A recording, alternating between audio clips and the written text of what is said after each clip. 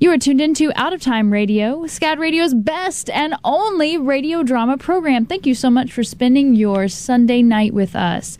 Our show is every Sunday from 10 until midnight here on SCAD Radio, and we want to put out a huge thank you to all of the cast who is here tonight. You can find their names on the website, which you should check out. That's outoftimeradio.net. And also a big shout out to our crew, our head writer, Michelle Tully, our stage manager, Dayspring, because she only has one name.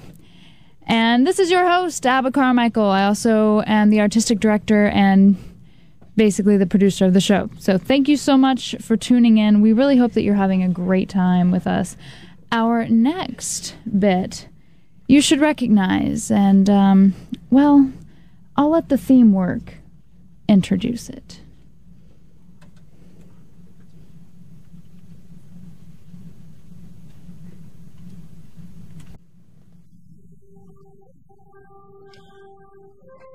Faster than a speeding bullet. More powerful than a locomotive. Able to leap tall buildings in a single bound. Look, up in the sky. It's a bird. It's a plane. It's Superman. Yes, it's Superman, strange visitor from the planet Krypton who came to Earth with amazing physical powers far beyond those of mortal man. And who, disguised as Clark Kent, mild-mannered reporter for a great metropolitan newspaper, wages a never-ending battle for truth and justice.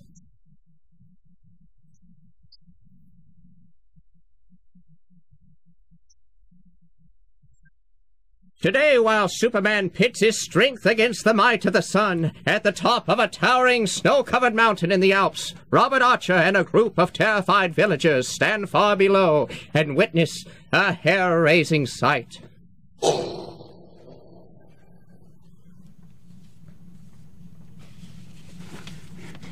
That rumbling, what is it? It comes from the mountain, an avalanche.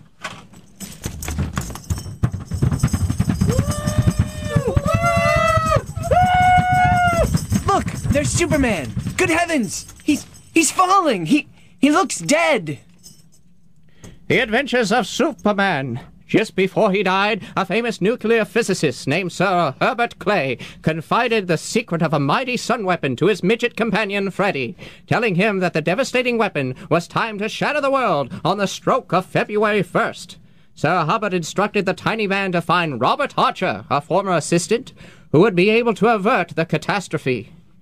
With the aid of Superman, Freddy was on the verge of contacting Archer when he was captured by the Boot, an international conspirator who forced Sir Hubbard's secret from him, then flew by plane to a distant mountain cave near the Swiss border, where the mighty sun weapon had been set up. But, at his moment of triumph, the Boot was killed by a mountain guide whom he had tried to destroy. With only minutes remaining before the unleashed atomic power of the sun would shatter the world, Superman streaked to the mountain cave and pitted his own titanic strength against the sun. Suddenly, there was a gigantic explosion, and the top of the great mountain was cast up toward the heavens, and a vast shower of debris that carried the Man of Steel with it. For a radius of 100 miles, the sky was irradiated, as in a tremendous pyrotechnic display. And then the light faded, and in the quiet alpine valley, invisible under hundreds of tons of rock and stone and soiled snow, lay the sprawled, unmoving figure of Superman. Early the next morning, from the tiny village below, the decapitated mountain, Robert Archer and Henri, the wounded guide, walked slowly into the valley, certain that Superman was destroyed in the explosion. Henri carries a wreath of mountain flowers. When he and Archer reached the vast mound of soil and rock and uprooted trees, the guide places his wreath gently at the foot of the mound.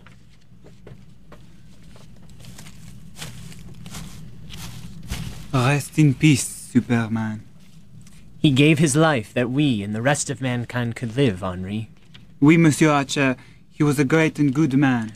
Yes, and now he's gone. I can hardly believe it. It does not seem possible. Wait! What is it, monsieur? Look! Henri, the mound of debris, it's moving! Sacre nom! What can this be? Great heavens, look! There's a hand coming out of the mountain! Great Scott, Henri! It's Superman! No, no, no.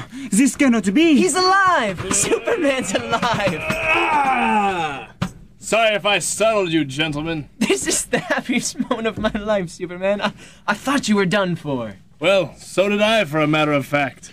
I do not dream. You are really Superman? In person, Henri. Except for my costume, which looks as if it had gone through a cement mixer. I never felt better. Wonderful, wonderful. Well, for this I give thanks to le bon Dieu, monsieur. So do I, Henri. I'm glad to see you're all right, too. I gather the boot's bullet broke your arm, eh? Well, but it was worth the pain now that the evil one is no more. And for him, I do not grieve. Nor do I. He had it coming to him. Yes, he certainly did. And now let's forget the boot. We've got to get back to America, Mr. Archer. Oh, by the way, I almost forgot. There's nothing left of Sir Hubert's cave, or his sun weapon. Did you see enough of it to be able to reconstruct it? No. Sir Hubert's great secret is gone forever. That, I think, is for the best. Yes, Henri, it's probably just as well.